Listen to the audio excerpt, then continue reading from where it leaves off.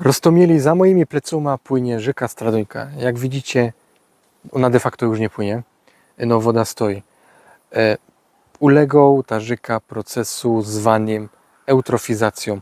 Co to znaczy eutrofizacja, eutrofizacją wodów?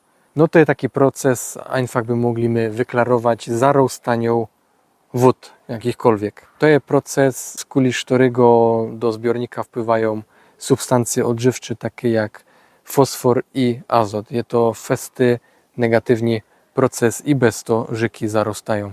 Do wód wpływał za moc tego azotu i fosforu. No ale skąd on się tak richtig bierze?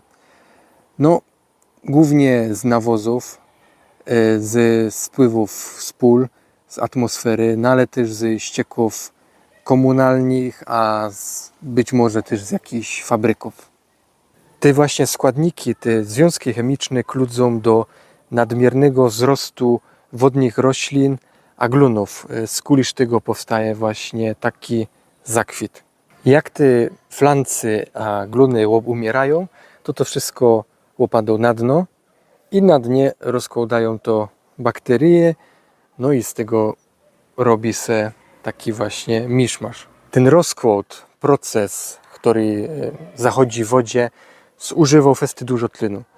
No a wiemy, co się może stać, kiedy za moc tlenu w wodzie jest zużyty. Mogę wtedy dojść do gwałtownego śnięcia ryb albo innych organizmów w danym środowisku. Bez toż my jako ludzie, a też politykery muszą napocząć endlich sztaunować, jako retnąć wszystkie wodzie w Polsce, bo w Polsce zmienił się klimat, zmieniają się temperatury i to, co tutaj widzimy, to obaje we wszystkich rzekach, no ale też we wszystkich stawkach a jeziorach w Polsce. A to trzeba powstrzymać.